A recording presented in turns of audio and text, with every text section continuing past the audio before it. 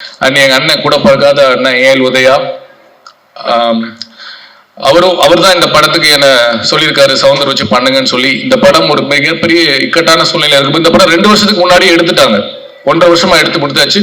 கடைசியில என்னோட போர்ஷன் மட்டும் ரீப்ளேஸ்மெண்ட் பண்ணி எடுக்கணுன்றதுக்காக யார் வச்சு பண்ணலாம்னு சொல்லும் போது சவுந்தர் சொன்னேன், ஓகே சொன்னாரு. அந்த மனசுக்கும் என்னுடைய நன்றி. என்ன லவ் யூ. அண்ட் உங்களுடைய முன்னிலையில நேரம் ஆயிடுச்சு, இருந்தாலும் நான் அதை பேசிதான் ஆகணும், இந்த மேடையை விட்டா கிடைக்காது. ஒரு 2 பேரை நான் மேடையில கூப்பிடுறேன்.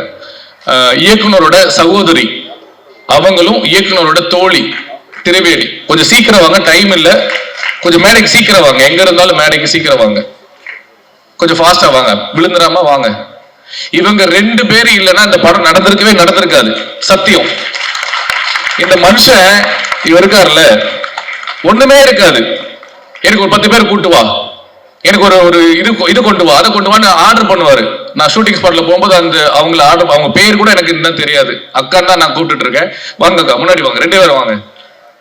ஒரு பெரிய கைத்தட்டு கொடுத்துருக்கல.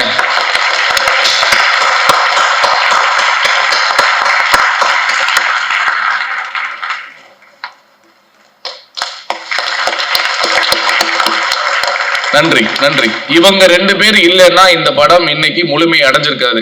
என்ன தப்பா எடுத்தாலும் பரவாயில்ல ஜெயவேல். சோ அக்கா, அதனால ஒரு படத்துக்கு எவ்வளவு துன்பங்கள் எவ்வளவு பிரச்சனைகள் அப்படின்னு சொன்னா சொல்லிக்கிட்டே போலாம், டைம் இல்லை.